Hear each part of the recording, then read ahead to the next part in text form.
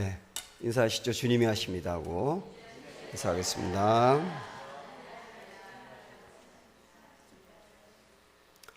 네, 새 안경으로 세상을 보라, 이런 제목입니다. 여러분, 비밀을 알게 되면 그 비밀을 얘기하는 게 쉽습니까? 참는 게 쉽습니까? 네? 다시 얘기하는 게 어려워요? 얘기 안 하고 굳게 입을 다무는 게 어려워요? 입 다무는 게 어렵죠. 그러면 정말 놀라운 비밀이다 그러면 한 번 얘기하는 게 어렵습니까? 여러 번 얘기하는 게 어렵습니까?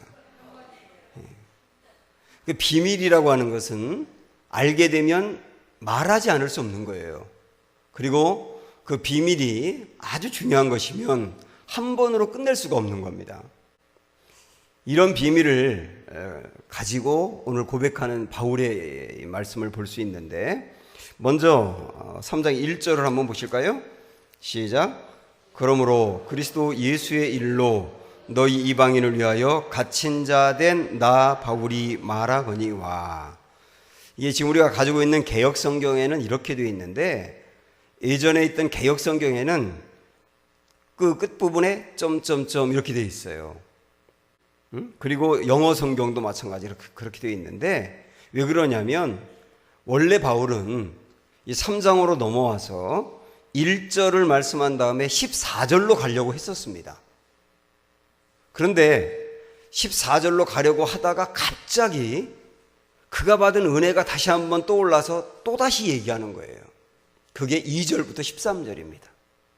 여러분께서 요건 이제 참고적으로 2절부터 13절까지 괄호를 묶은 다음에 1절부터 14절로 넘어가면 자연스럽게 연결되는 거예요. 그러니까 2절부터 13절은 이전에 했던 얘기지만 한 번 더 강조하고 싶다. 왜?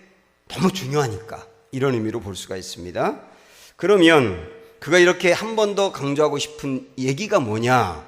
3절, 4절 보실까요?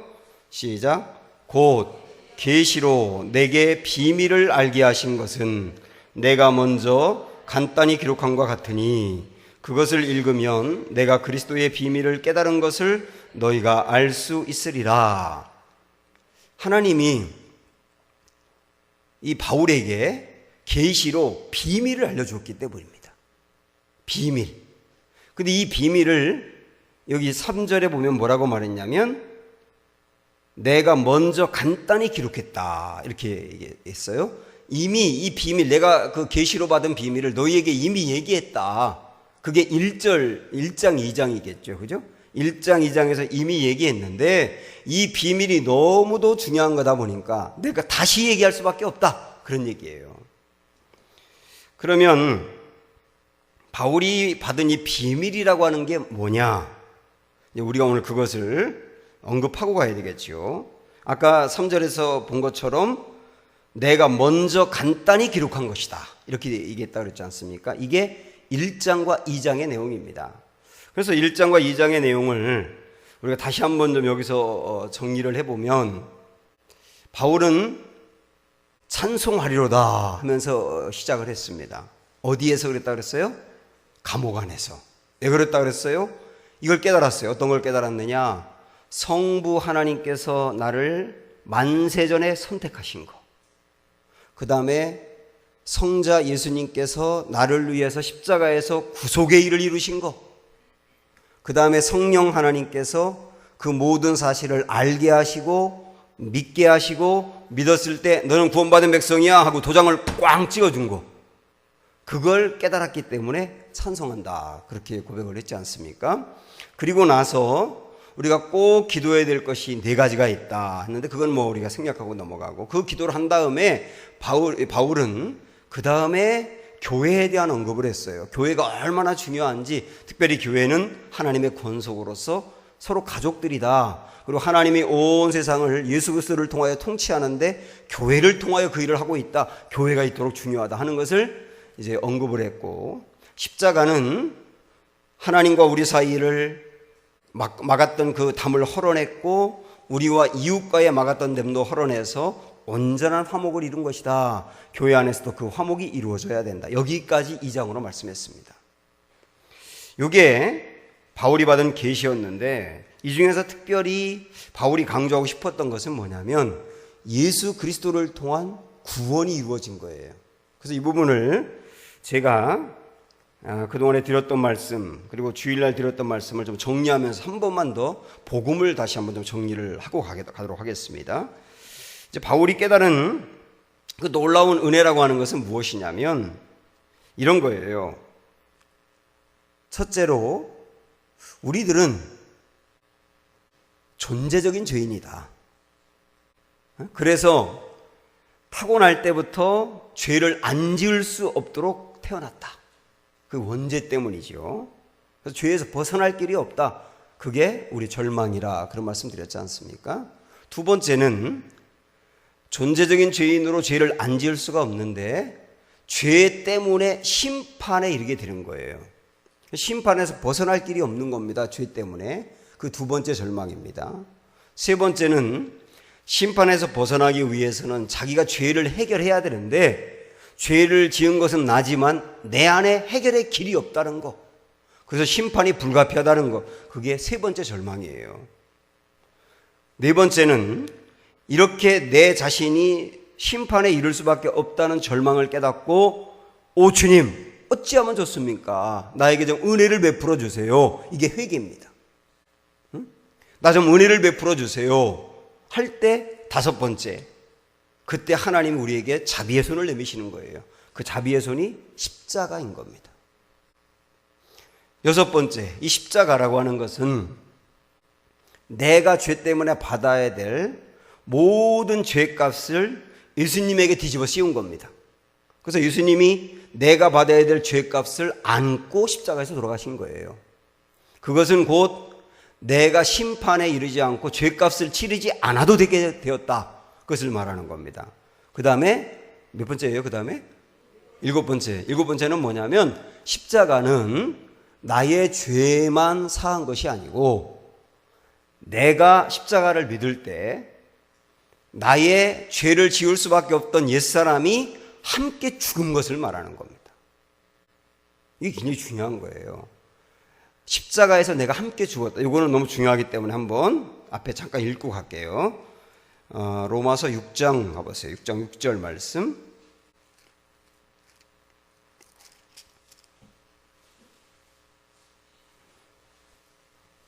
(246조) 246조 로마서 6장 6절 시작. 우리가 알거니와 우리의 옛사람이 예수와 함께 십자가에 못 박힌 것은 이렇게 나와 있죠. 여기 잘 보면 우리 예수님의 십자가를 믿는 나, 거기 보면은 뭐가 십자가에 못 박혔다 그랬냐면 내 죄가 십자가에 못 박혔다고 하지 않았어요. 누가 못 박혔다 그랬습니까? 옛사람이 못 박혔다 그랬어요. 그러니까 내가 지은 죄만 십자가에서 해결된 것이 아니고 그 죄를 지을 수밖에 없었던 나, 옛사람이 십자가에서 못 박힌 거다. 이게 굉장히 중요하다니까요. 그래서 내가 십자가에서 못 박히고 새로워졌기 때문에 예전에는 죄에 끌려가던 인생이었는데 이제 완전히 새로운 사람으로 태어났기 때문에 죄를 이길 수 있는 사람으로 바뀌게 된 거죠. 여러분 저를 잠깐 보세요. 만약에 내가 지은 거짓말이라든지 혈기라든지 뭐 분노라든지 이런 죄가 이 죄만 십자가에 못 박혔다면 사람은 그대로예요. 내가 지은 죄만 십자가에 못 박혔어요. 그러면 사람이 그대로니까 십자가에 못 박힌 다음에 또 뭐를 지을까요? 또 죄를 지을 수밖에 없는 거죠. 사람은 그대로니까. 근데 이 사람이 십자가에 못 박혔다. 그래서 죄를 지을 수밖에 없는 그 사람이 어떻게 됐다? 죽었다. 그게 십자가의 중요한 부분입니다. 그리고 새 사람으로 태어나게 된 거다. 여덟 번째, 이것을 믿기만 하면 구원이 임하게 된다. 구원이 임하게 된다는 것을 구원뿐만 아니라 영생, 중생, 죄사함, 구속, 그 모든 것들이 다 같은 말이에요. 그런 것들이 이 모든 사실을 믿음으로 말미암아 이루어지게 된다.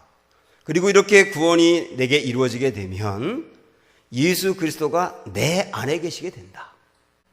이 안에 주님이 계시게 된다. 그리고 구원받은 사람은 그냥 영원히 구원받는 것으로 끝나는 게 아니고 오늘 말씀으로 다시 오셔서 12절로 먼저 가서 보고 다시 가겠습니다. 12절 시작. 우리가 그 안에서 그를 믿음으로 말미암아 어떤 일이 일어났어요? 담대함과 확신을 가지고 하나님께 나아감을 얻느니라. 그러니까 예수 그리스도를 믿음으로 말미암아 구원을 받은 사람에게는 담대함과 확신이 생깁니다. 어떤 담대함과 확신? 하나님 앞에 나아갈 수 있는. 이 말은 무슨 말이겠어요? 하나님 아버지 앞에 나아가서 달라고 기도할 수 있는 아들의 특권이 생겼다 그 말이에요. 하나님과 나 사이를 가로막고 있던 죄가 예수님의 십자가로 싹 사라졌기 때문에 내가 하나님에게 나아갈 수 있는 길을 활짝 열리게 되었다. 그러니 담대하게 나아가서 달라고 기도할 수 있게 되었다. 이게 바로 구원받은 사람이 누리는 특권이라고 말씀할 수 있어요. 이 모든 것들을 다 포함해서 복음이다 이렇게 이야기할 수 있습니다. 이런 비밀을 바울이 받은 거예요. 계시를 통하여. 그러니까 이 비밀이 너무 놀라워서 한 번 더 언급을 하게 된 거지요. 하나님은 이 바울에게 알려준 십자가의 도, 지금까지 말씀드린 게 십자가의 도거든요. 다시 말하면 십자가의 도를 원래 비밀로 묶어놓았다 그 말입니다. 비밀로. 자, 그래서 오늘 9절에 보시면 이렇게 나와 있어요. 9절 시작. 영원부터 만물을 창조하신 하나님 속에 감추어졌던 비밀의 경륜이 어떠한 것을 드러내게 하려 하심이라. 이 십자가를 통한 우리를 구원한다고 하는 하나님의 이 비밀이 언제부터 하나님께 이렇게 있었다고요? 영원부터 있었다고요. 영원부터. 그러니까 우리 예수님이 십자가에 못 박혀 돌아가신 것은 우연이 절대로 아닙니다. 영원부터 이미 하나님이 죄인을 구속하기 위해서 아들 예수가 십자가에 못 박힌다는 것이 계획되어 있었단 말이에요. 영원부터. 또 하나 11절 보시죠. 시작. 곧 영원부터 우리 주 그리스도 예수 안에서 예정하신 뜻대로 하신 것이라. 하나님이 우리를 구원하고자 하는 그 계획이 영원부터 있었는데 그 방법은 뭐냐면 예수 그리스도 안에서, 예수 그리스도 안에서 예수 그리스도의 십자가로 말미암아 우리가 구원받는다고 하는 게 이게 영원부터 계획되어 있었다 그 말입니다. 그러므로 사랑하는 여러분, 우리가 구원받는 것은 우연이 된 것이 아니고 영원전부터 계획되어 있었다 그 말이에요. 놀랍지 않습니까? 나라고 하는 사람이 구원받을 게 영원전부터 계획되어 있었다는 거. 그게 예수님의 십자가를 통하여 이루어졌다는 거. 이게 비밀이었다 그 말이에요. 이렇게 본다면 예수 그리스도를 통하여서 우리의 구원이 이루어졌기 때문에 우리가 구원받기 위해서 믿는 대상은 예수님인 겁니다. 제가 제자훈련하면서도 요 근래에 말씀을 드렸습니다마는 어떤 분들이 이렇게 생각을 하더라고요. 나는 하나님이 살아계신 것을 믿어요. 난 하나님이 살아계신 것을 믿기 때문에 구원받은 게 맞아요. 그렇게 말합니다. 하나님이 살아계신 것을 믿으면 구원받은 거냐? 아니에요. 지금도 유대인들은 하나님이 살아계신 것을 믿습니다. 그들은 분명히 믿거든요. 그런데 유대인들에게는 구원이 없어요. 구원은 하나님이 살아계신다는 것을 믿는다고 오는 게 아닙니다. 귀신들도 하나님이 살아계신 것을 믿어요. 어떻게 믿는지 아세요? 어떻게 아는지 아세요? 귀신같이 알아요. 귀신들 안 되니까요. 안다고 귀신들에게 구원이 있느냐? 아니잖아요. 구원은 예수 그리스도를 믿는 것입니다. 그럼 하나님은 누구냐? 예수 그리스도의 아버지 하나님을 믿는 거예요, 우리가. 그러니까 예수님과 연관이 안 된 하나님은 구원자로서 아닌 거예요. 그래서 이 유대인들은 지금도 하나님을 믿되 예수님의 아버지로서 하나님 믿는 게 아니지 않습니까? 그래서 잘못된 것입니다. 우리가 믿는 대상은 예수 그리스도와, 더 정확히 말하면 예수 그리스도가 나의 구원자이고 나의 주인인 것을 믿는 게 이게 바로 진정한 믿음입니다. 그래서 기독교라고 말하는 겁니다. 기독교를 다르게 말하면 그리스도교 이렇게 말하잖아요. 그리스도를 믿는 교, 그게 그리스도교, 기독교이지 않습니까? 우리는 기독교이냐 그 말이에요. 구약 성경은 예수 그리스도와 연관이 될 때 의미가 있는 거예요.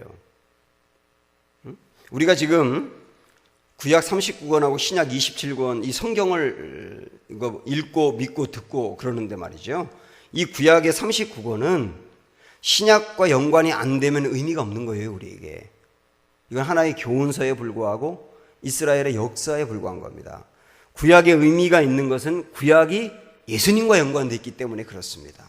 그래서 우리는 구약 성경을 보면서도 거기서 예수님을 발견하는 자세를 가져야 돼요. 제가 이제 가지고 있는 신학의 바탕도 구약에서도 예수님을 봐야 된다. 구약에서도 예수님을 먼저 얘기하고 있다. 그래야 구약이 우리에게 의미가 있는 거다. 이런 얘기입니다. 사도신경을 보셔도, 그럼 사도신경 한번 해볼까요? 사도신경 주로 누구에 대해서 고백하는가? 시작. 전능하사 천지를 만드신 하나님 아버지를 내가 믿사오며. 여기까지는 누굴 고백해요? 하나님을 고백해요. 그 다음에 뭐라고 되어 있어요? 한 번에 하라면 되겠는데 끊었다 하라니까 안 돼. 봐야 되겠네요. 봐야 되겠어. 그 다음에 보세요. 두 번째 뭐냐면 그 외아들 우리 주 예수 그리스도를 믿는다. 여기서부터 예수님을 고백하는 거예요. 하나님의 아들인 예수님.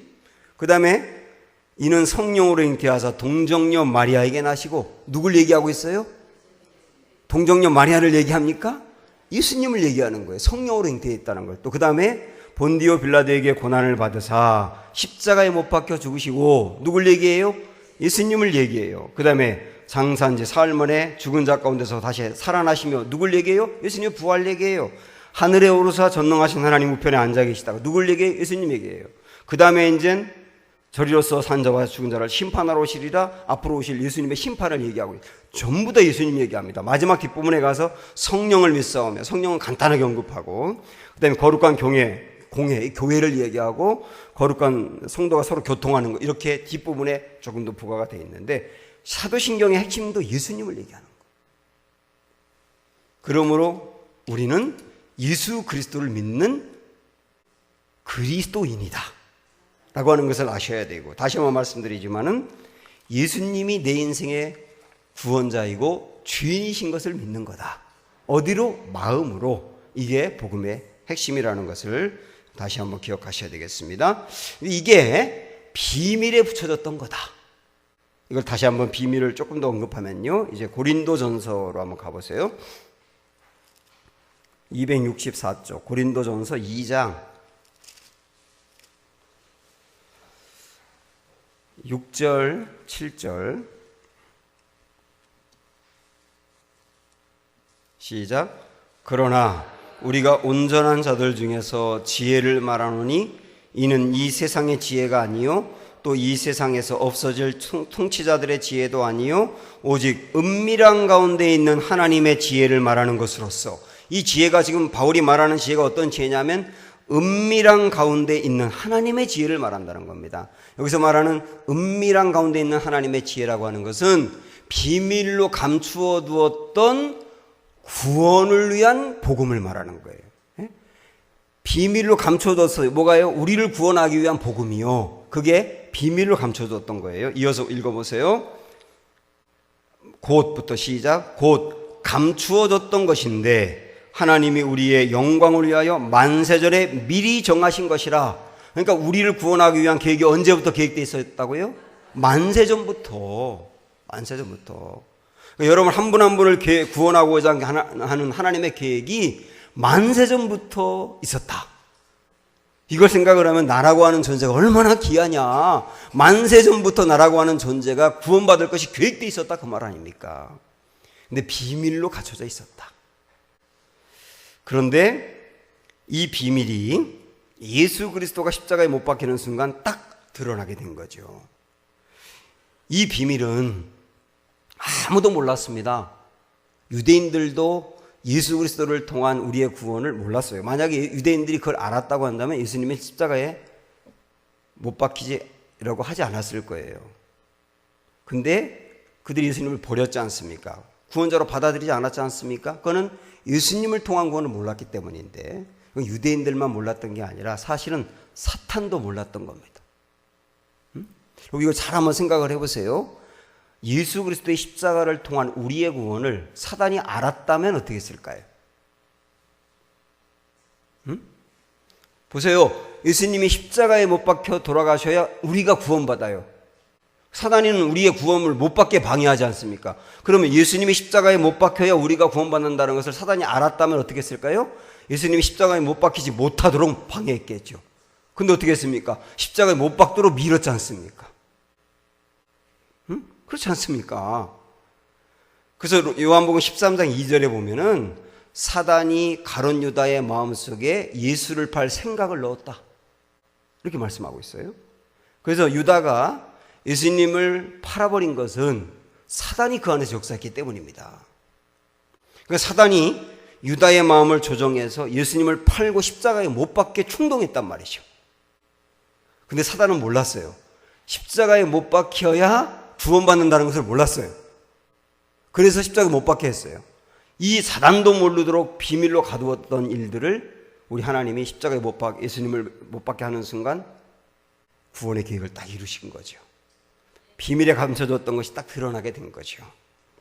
그래서 이거를 바울이 깨닫고 나니까, 야, 하나님이 비밀로 가두어 놓았고 아무도 몰랐던 것을, 야, 이걸 나에게 계시로 알려주었구나 하고 깨닫는 순간 감격했단 말입니다. 바울이 계시를 받아서 예수 그리스도의 십자가로 말미암아 구원받는다는 사실을 바울만이 아니고 저와 여러분에게도 알려주셨지 않습니까? 그리고 여러분도 이 사실을 믿지 않습니까? 우리도 이것을 감사하시기 바랍니다. 그 다음에는 바울은 이 놀라운 구원의 비밀을 자신에게 알려준 것에 대해서 감사하고 있어요. 그런데 이것만 감사하는 게 아니라 또 하나 감사하는 것은 뭐냐면 이 놀라운 비밀을 자기가 알 뿐만 아니라, 바울아, 내가 너에게 비밀을 알려줬으니까 너 혼자만 간직하지 말고 그 비밀을 이방인들에게 알려서 이방인도 모두 이 구원의 길에 참여할 수 있도록 전파해라 라고 자기에게 그리스도의 일꾼으로 삼아준 것을 또 기뻐하고 있어요.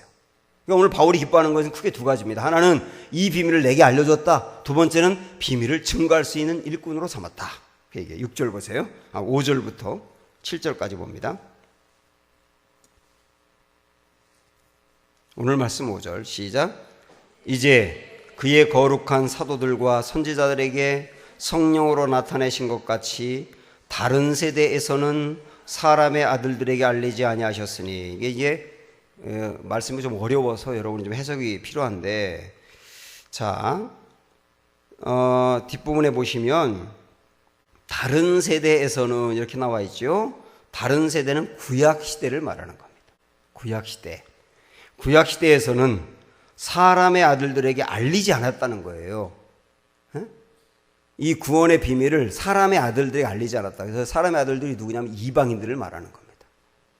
이 유대인들 같으면 하나님의 아들이라고 표현했을 거예요. 그런데 이방인들이기 때문에 사람의 아들이라고 표현하고 있는데, 구약시대 때는 구원의 비밀을 이방인들에게는 이렇게 가두어 놓고 전하지 않았지 않습니까? 그런데 그 다음 6절로 넘어가 보세요. 6절 시작. 이는 이방인들이 복음으로 말미암아 그리스도 예수 안에서 함께 상속자가 되고 함께 지체가 되고 함께 약속에 참여하는 자가 됨이라. 구약시대 때는 이방인들에게 복음이 갇혀 있었는데 이제는 바울을 통하여 이방인들에게도 이 복음의 길이 열리게 되었다. 이렇게 표현하는 거죠. 여기 함께라는 말이 3번 나옵니다. 첫 번째, 함께 상속자가 됐다. 이방인도 함께 상속자가 됐다. 그 말은 뭐예요? 이방인들도 복음을 받아들이게 되면 천국을 상속받는 것처럼 그들도 천국을 상속받게 되었다. 그 다음에 두 번째, 함께는 뭐가 나옵니까? 함께 지체가 되었다. 그 말은 하나님 나라의 가족이 되었다. 이방인들도. 세 번째는 약속에 참여하는 자가 되었다. 함께 약속에 참여하는 자가 되었다. 그들도 함께 구원받고 천국받고 천국에서 복을 받을 수 있는 그 약속이 그들에게도 열리게 되었다. 그러니까 바울의 이 복음을 통하여서 이방인들에게도 이 모든 은혜의 복음이 활짝 열리게 되었다. 그래서 우리까지 온 거 아닙니까? 이것을 이야기하면서 7절 말씀 시작. 이 복음을 위하여 그의 능력이 역사하시는 대로 내게 주신 하나님의 은혜의 선물을 따라 내가 일꾼이 되었노라. 여기서 말하는 일꾼은 어떤 일꾼? 이방인들에게 이 비밀인 복음을 증거할 수 있는 일꾼으로 나를 삼아준 것이 너무나 감사하다 그 말이에요. 그래서 바울이 감사하고 행복해하는 것은 뭐냐면 이 비밀을 다른 사람에게 증거할 수 있는 길을 내게 열어주었다는 거. 나를 그런 일꾼으로 삼아줬다는 거. 사랑하는 여러분, 저는 우리 안에도 이 감사가 있기를 바랍니다. 먼저 복음을 나에게 알려줘서 믿게 하시고, 그리고 이걸 통하여서 다른 사람에게도 함께 상속자가 되고 함께 지체가 되고 함께 약속에 참여한 자가 될 수 있도록 그들에게 복음을 전하라고 일꾼으로 삼아준 것, 저를 포함한 이 자리에 계신 모든 분들이 다 일꾼이 된 거예요. 이것을 여러분 감사하셔야 됩니다. 그리고 전하셔야 합니다. 그런데 바울은 이렇게 나를 일꾼으로 삼아준 것을 감사해야 하면서 그 다음에 8절에서 어떤 이야기를 하고 있느냐면 8절 보세요. 시작. 모든 성도 중에 지극히 작은 자보다 더 작은 나에게 이 은혜를 주신 것은, 여기까지만 할게요. 먼저 자, 바울이 이렇게 생각을 하는 겁니다. 그러면 만세전부터 비밀로 갇혀있던 이 놀라운 복음의 역사를 나에게 알려주고 나에게 전하라고 했는데, 나라고 하는 사람은 그런 놀라운 일을 받을 만한 사람도 안 되고 전할 만한 사람도 안 된다는 거예요. 그걸 뭐라고 표현하느냐면, 뭐라고 그랬죠? 모든 성도 중에 지극히 작은 자보다 더 작은 나, 이렇게 표현하고 있는 겁니다. 사실은 예수님을 믿고 구원받고 갈수록 신앙이 깊어지다 보면 이렇게 되는 거예요. 에? 이렇게 된다고요. 갈수록 이렇게 된다고요. 이 바울 서신을 제가 쭉 가만히 보니까 바울이 이제 복음을 받고 복음을 처음 전하던 그 고린도 전서 15장에 보니까요. 찾지 마세요. 그냥 들으세요. 고린도 전서 15장에 보니까 이 고린도 전서는 비교적 일찍 그래도 쓴 거예요. 그때는 나는 사도 중에 작은 자다 이렇게 표현하고 있어요. 사도 중에 작은 자다. 12사도가 있다고 한다면 그 중에서도 나를 포함해서 13명이 있는데 그 중에서 내가 제일 작은 자다 이렇게 표현한다고요. 그러다가 에베소서 말씀은 그보다 한참 뒤로 가서 한참 후에 썼거든요. 그때는 오늘 이 말씀에 보면 뭐라고 표현하고 있느냐면 모든 성도 중에 지극히 작은 자보다 더 작은 자다 내가. 고린도전서에서는 사도 중에 내가 제일 작은 자라 그랬다가 이번에는 모든 성도 중에서도 제일 작은 자보다 내가 더 작다. 여기 자기를 표현하고 있단 말이에요. 그러다가 디모데서에 가보면 디모데서는 인생의 말년에 쓴 겁니다. 그러니까 평생토록 복음을 전하고 이제는 돌아가시기 전에 마지막 쓴 말씀에서는 나는 죄인 중에 괴수다. 그러는 거예요. 죄인 중에 괴수다. 그러면 그 말씀만 딱 보면 이 바울이라는 사람은 갈수록 죄를 더 졌네. 이렇게 보인단 말이에요. 갈수록 죄를 더 졌네. 근데 그게 아니라 갈수록 바울은 충성스러워졌고 갈수록 헌신했고 갈수록 깨끗해졌고 갈수록 예수님을 닮아갔어요. 그런데 왜 자꾸 갈수록 이렇게 고백하느냐? 갈수록 믿음이 깊어지면 깊어질수록 예수님을 닮아가면 닮아갈수록 더 보이는 게 죄더라는 거예요. 더 보이는 게 죄예요. 그래서 이전에는 하지 말라는 것만 지키면 되는 줄 알았는데 하라는 것도 안 한 것도 죄구나 이거. 그 다음에 이전에는 행동으로 지은 것만 죄인 줄 알았는데 나중에 은혜를 받고 나니까 생각도 잘못된 것도 죄구나. 막 이것까지 깨달아지니까 이것도 죄고 저것도 죄고 갈수록 죄가 보인단 말이죠. 죄가 보이는 것만큼 깨끗해지는 거예요. 이게 바울의 참 귀한 겸손의 표현입니다. 어쨌든 바울은 나는 이 복음을 받을 만한 자격 있는 사람이 아니고 정말 지극히 작은 자인데 하나님 나에게 그 복음을 주셨다. 우리에게도 이 은혜가 있기를 바랍니다. 내가 신앙생활 조금 더 오래 해서 복음을 알았다고 헌신하고 충성했다고 이제 나 정도면 되지 않았느냐, 그래도 나는 다른 사람보다 그래도 좀 낫지 않느냐 이렇게 생각하는 거는요 믿음이 깊어진 게 아니라 믿음이 퇴보하는 거예요. 나 같은 사람에게 이 복음을 주셨다니, 이 감동과 이 감사와 이 눈물, 이게 우리가 주님 앞에 가는 날까지 머물러 있어야 되고 이 복음에 대한 감격과 눈물이 마르지 않아야 됩니다. 바울에겐 이게 있었던 거예요. 그 다음에 다시 보세요. 8절. 이 복음은 어떤 일을 이루느냐? 은혜를 주신 것은 다음부터 시작.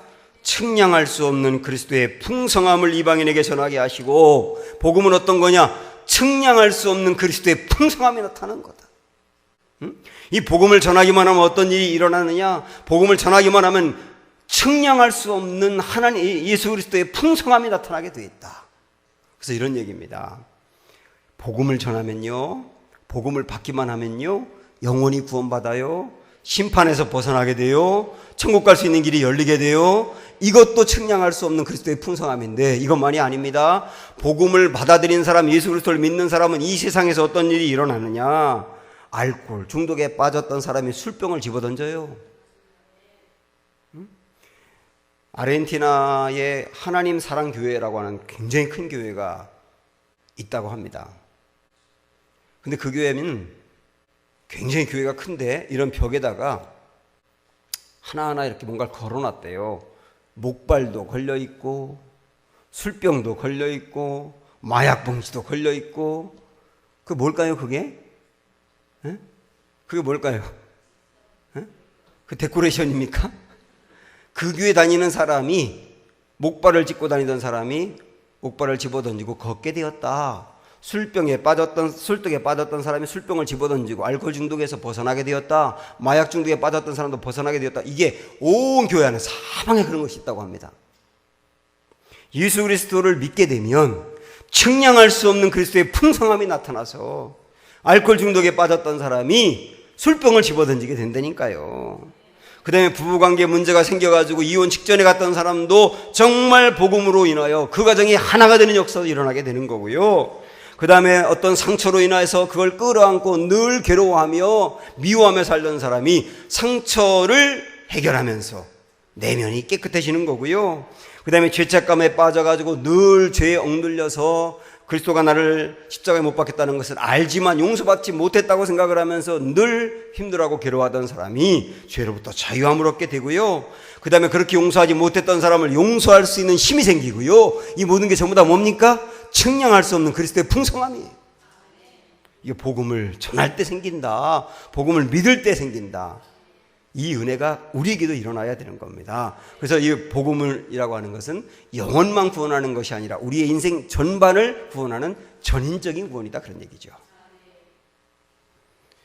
바울은 이 귀한 사실을 깨달았기 때문에 이제 결론적으로 마지막 13절에서 이렇게 고백을 합니다. 13절 보세요. 시작. 그러므로 너희에게 구하노니 너희를 위한 나의 여러 환난에 대하여 낙심하지 말라. 이는 너희의 영광이니라.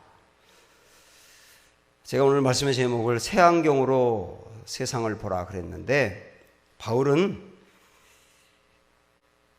나를 구원하신 것도 감사한데 이 비밀을 나에게 알려주었고 이 비밀을 이방인들에게 전하게 해줬다. 참 이 귀한 은혜를 나에게 베풀어 주었다. 그리고 나서 그 사실을 깨닫고 자기가 감옥에 있다는 사실을 보게 된 거예요. 네? 그러고 나니까 감옥에 있는 것도 감사한 거예요. 이게 새 안경으로 모든 걸 보았다 그 말이죠. 새 안경으로. 에베소 교회는 사도행전 20장에 보면 에베소 교회의 그 장로님들하고 바울이 부둣가에서 헤어지는 장면이 나와요. 굉장히 아주 이렇게 감격스럽게 헤어집니다. 다시는 보지 못할 바울. 이 바울을 다시 보지 못할 텐데 하면서 막 눈물을 흘리면서 바울을 전송하는데, 그래서 서로 끌어안고 기도해주고 그러거든요. 왜냐하면 바울은 에베소 교회에 유독 사랑이 많았거든요. 근데 그 에베소 교회, 바울을 사랑하는 에베소 교회의 교인들이 바울이 감옥에 갇혀 있다는 사실을 들은 거예요. 얼마나 괴롭겠어요. 자기들을 그토록 사랑했고 자기들이 사랑한 바울이 감옥에 있다는 걸 알았기 때문에. 그래서 이 에베소 교인들이 바울이 감옥에 있다는 것 때문에 낙심하고 있단 말이죠. 낙심하고 있는 그 에베소 교인들에게 바울이 편지를 보내면서 결론적으로 뭐라고 말씀하느냐면, 내가 갇힌 것 때문에 낙심하지 말라는 거예요. 오히려 내가 감옥에 갇힌 것이 너희에게 영광이라는 거예요. 너희에게 유익이라는 거예요. 자, 왜 이야기를 할까요? 왜 이 이야기를 할까? 몇 가지가 있습니다.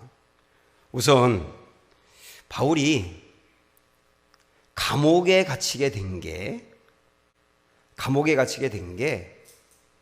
어떤 이유가 있느냐면 바울이 감옥에 갇힘으로 인해서 옥중서신이 나온 겁니다. 바울은 아주 행동가이기 때문에 어디에 가만히 앉아있는 경우가 없어요. 하여튼 그냥 시간만 주어지면 꼭 복음을 전하러 다녔습니다. 가만히 앉아있질 않았어요. 만약에 바울이 감옥에 갇혀있지 않았다면 절대로 옥중서신이 안 나왔을 거예요. 근데 감옥에 갇혀있다 보니까 복음을 전하지 못하잖아요. 그러니까 그는 글을 쓰기 시작한 거예요. 주님의 계시를 받아서. 그리고 그 글을 에베소에 보내고 골로새에 보내고 빌립보 보내고 그러면서 빌립보서가 되고 골로새서가 되고 에베소서가 되고 빌레몬에게 보낸 게 빌레몬서가 된 거예요. 그래서 내가 이렇게 감옥에 갇힌 것 때문에 너희에게 이 내가 받은 복음을 전하게 되었으니, 글로 전하게 되었으니, 글은 계속 남는 거 아닙니까? 그냥 말로만 전하면 한번 듣는 것으로 끝나지만은 글은 남는 거니까 이게 너희뿐만 아니라 너희 후손들에게도 이 글이 대대로 남아서 구원받을 수 있는 길이 열리게 되었으니 감사한 일이 아니야. 그러니까 내가 감옥에 갇힌 것 때문에 낙심하지 말아라. 너희 유익 때문에 감옥에 갇힌 거다. 그래서 바울이 감옥에 갇혔기 때문에 이 옥중서신이 우리에게까지 온 거 아니에요. 바울은요, 매사에 이렇게 보았습니다. 자기가 감옥에 갇힌 것도 얼마나 은혜인지를 늘 생각하는 사람이었어요. 그래서 이제 마지막으로 한 구절만 우리 더 볼 텐데, 뒤로 조금만 넘어가시면 빌립보서 1장이 있습니다.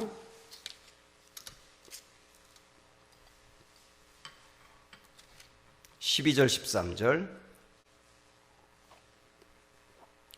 시작. 형제들아, 내가 당한 일이라는 것은 감옥에 갇힌 일이에요. 다시, 형제들아, 내가 당한 일이 도리어 어떻게 됐어요? 복음 전파에 진전이 된 줄을 너희가 알기를 원하노라. 이러므로 나의 매임이 그리스도 안에서 모든 시위대안과 그 밖에 모든 사람에게 나타났으니. 그래서 빌립보서에서 바울이 강조하는 것은 나는 기쁘다. 나 감옥에 갇힌 게 기쁘다. 너희도 기뻐해라. 이 말이거든요. 자, 여기 보세요. 이게 무슨 말이냐면 바울이 로마의 감옥에 갇혀 있지 않았습니까? 근데 바울이 로마 감옥에 갇혀 있을 때 그 감옥은 귀족들이 갇히는 감옥이었다고 합니다. 그런데 그 귀족들이 갇히는 감옥에 갇힌 사람들도 그렇고 그 감옥을 지키는 사람들도 그렇고 누구였느냐면 귀족들이었던 거예요. 시위대라고 돼 있잖아요. 여기 13절에 시위대가 누구냐면 왕의 호위 군대입니다. 황제의 호위 군대. 황제가 어디 가면 항상 이렇게 경호하고 엄호하는 사람들, 굉장히 그 똑똑한 사람이고 그 다음에 싸움도 잘하는 사람이고. 근데 제가 로마인 이야기를 읽어보니까요, 이 왕의 황제의 호위대 중에서도 나중에는 이제 올라가서 원로원이 되기도 하고 황제가 나오고 그랬어요. 그러니까 이 똑똑하고 유능한 사람들이 주로 처음 시작할 때 황제의 경호대, 호위대, 시위대가 된 거예요. 이 사람들에게 접촉할 기회가 생긴 겁니다, 바울이. 응? 그 사람들 접촉할 기회가 생기면서 그 사람들에게 바울이 자꾸 복음을 전하다 보니까 시위대에 있는 사람들이 복음을 받아들이게 되고 결국 그들이 믿게 되니까 로마의 귀족들이 믿게 되는 거예요. 그러면서 왕궁에서부터 복음으로 변화되는 역사가 일어나게 돼가지고 로마가 국교화가 된 거 아닙니까, 결국은. 그러니까 이 일들이 내가 감옥에 갇힘으로 일어나게 되었다. 바울이 생각을 한 거예요. 내가 만약에 감옥에 갇히지 않았다면 그 시위대 귀족들을 내가 어떻게 만나나. 근데 감옥에 갇힘으로 인하여 만나게 되었으니 이것도 감사할 일이 아니야. 이런 얘기입니다. 새안경으로 보지 않습니까? 그 다음에 또 하나 12절에서 말하는 것은 뭐냐면 이런 얘기입니다. 바울이 복음을 많이 전하다 보니까 바울이 인기가 있었고요, 교회 안에서. 그 다음에 바울이 지도자가 되다 보니까 시기하는 사람들이 있었어요. 그래서 이 시기하는 사람들이 바울이 잡혀서 감옥에 있으니까 그때 바울이 복음을 전하지 못하게 된 것을 알고 자기들이 인기를 얻으려고 막 복음을 전한 겁니다. 그러다 보니까 예수 믿는 사람이 늘어났어요. 그걸 바울이 들으면서 뭐라고 생각하느냐면, 야, 어떻게 복음이 전해지면 어떠냐? 시기하는 마음으로 복음을 전하면 어떠냐? 그리스도 예수가 전파되었으면 됐지 않느냐? 그러니 내가 감옥에 갇힌 것 때문에 어떤 사람들이 분발해서 복음을 전하다가 예수 믿는 사람이 늘어났으니 그것도 감사할 일이네. 또 하나는 뭐냐면 그동안에 복음을 전하지 않던 교인들이 있어요. 그 교인들이 바울이 감옥에 갇히니까 위기의식을 느껴가지고 야, 우리가 이러고 있으면 안 되겠다. 복음을 전해야 되겠다. 에? 만약에 우리 교인들이 평상시에는 복음을 전하지 않고 열심히 만약에 안 됐다고 생각을 해보세요. 근데 담임 목사가 아파가지고 맨날 누워있고 간신히 다리 질질 끌면서 와서 설교하고 그러면 교인들이 야, 이러면 안 되겠다. 정신 차리고 기도하고 전도해야 돼. 이러지 않겠어요? 그죠? 너만 아프냐? 나도 아프다. 그러면서 뭐 그럴 건 아닐 거 아니에요. 지도자가 아프면 또 분발할 거 아니에요. 이때 교인들이 바울이 감옥에 갇히니까 야, 이러고 있다면 큰일 나겠다 싶어서 막 일어나서 복음을 전하다 보니까 전도 안 하던 사람이 막 전도하게 되더라. 그것도 잘 된 거 아니냐. 그러니까 결론은 뭐냐면 바울은 내가 감옥에 갇혀서 억울하다, 내가 고생이 많다 이렇게 본 게 아니라 항상 내가 감옥에 있다 하더라도 유익이 뭘까? 내가 감옥에 갇힘으로 유익이 뭘까? 그걸 찾다 보니까 한두 가지가 아니라는 거예요. 감사합니다. 낙심에 빠지지 마세요. 이것도 유익된 일입니다. 이렇게 바라봤다는 거. 모든 걸 새 안경으로 바라봤다는 거. 이게 우리의 시각이 되시기를 축복합니다. 그러면 모든 상황에 감사가 생기는 거예요. 기도하겠습니다.